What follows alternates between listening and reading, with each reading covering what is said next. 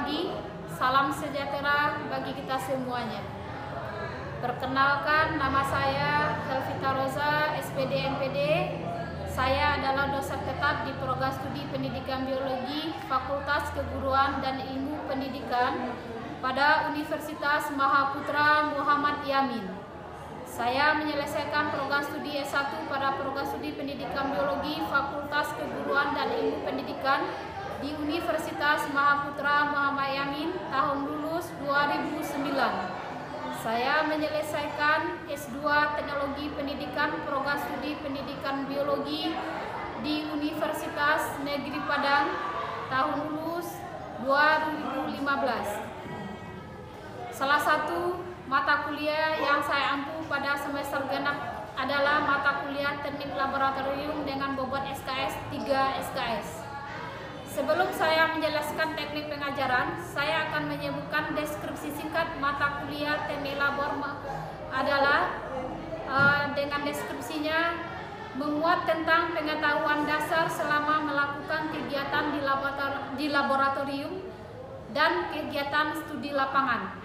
Mata kuliah ini sangat penting bagi syarat dalam mengambil mata kuliah tingkat lanjut lainnya yang ada di pendidikan biologi. Teknik laboratorium yang membahas topik yang pertama pengelolaan laboratorium yang terdiri dari jenis-jenis laboratorium biologi, pengelolaan laboratorium biologi. Yang kedua, keselamatan dan keamanan laboratorium biologi yang akan membahas persiapan selama bekerja di laboratorium, peralatan yang diperlukan untuk keamanan dan keselamatan kerja di laboratorium. Yang ketiga, bagaimana mendesain laboratorium. Pembahasannya membuat desain suatu laboratorium di bidang biologi yang representatif, kemudian pengamatan suatu laboratorium bidang biologi, kemudian penilaian laboratorium bidang yang diamati dibandingkan dengan laboratorium representatif yang telah dibuat. Kemudian yang keempat, pengenalan dan pemeliharaan alat dan bahan kimia di laboratorium biologi. Alat yang berupa alat gelas, porselen, plastik, alat logam, dan alat-alat optik dan alat-alat elektrik, dan pengelompokan bahan kimia, karakteristik bahan kimia, pengelolaan bahan kimia. Yang kelima, mengenai mikroskop, yang akan dibahas mengenai prinsip kerja mikroskop, kemudian pengenalan macam-macam mikroskop, kemudian bagaimana cara perawatan mikroskop. Yang keenamnya, penggunaan berbagai peralatan laboratorium, di mana bagaimana caranya kerja berbagai alat dan fungsi khusus masing-masing alat, kemudian keunggulan dan kekurangan masing-masing alat. Yang ketujuh, manajemen kuliah lapangan.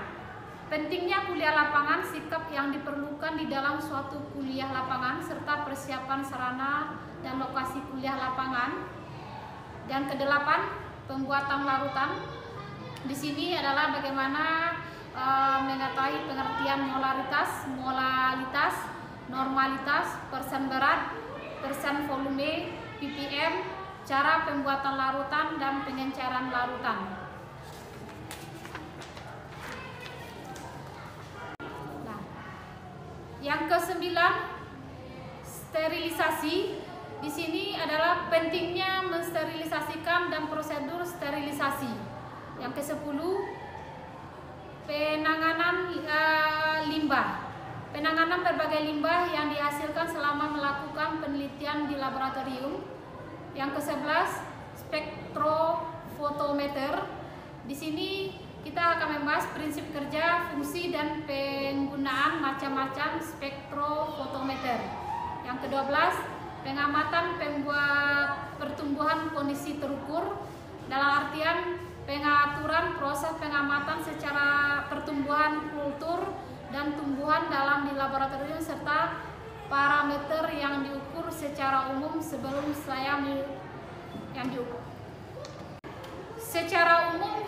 saya menyusun learning outcome mata kuliah teknik labor ini, saya membuat dulu analisis instruksional mata kuliah teknik laboratorium ini. Kemudian baru saya menyusun rencana persiapan semesternya. Kemudian baru melanjutkan membuat satuan acuan pembelajaran. Kemudian baru menyusun kontrak perkuliahan. Adapun metode yang saya gunakan dalam pembelajaran teknik laboratorium ini adalah metode ceramah, diskusi, dan metode demonstrasi. Jenis evaluasi yang saya gunakan dalam mata kuliah ini adalah dalam bentuk tes dan non-tes. Kalau dalam bentuk non-tes adalah berupa praktek labor dengan menggunakan alat-alat labor.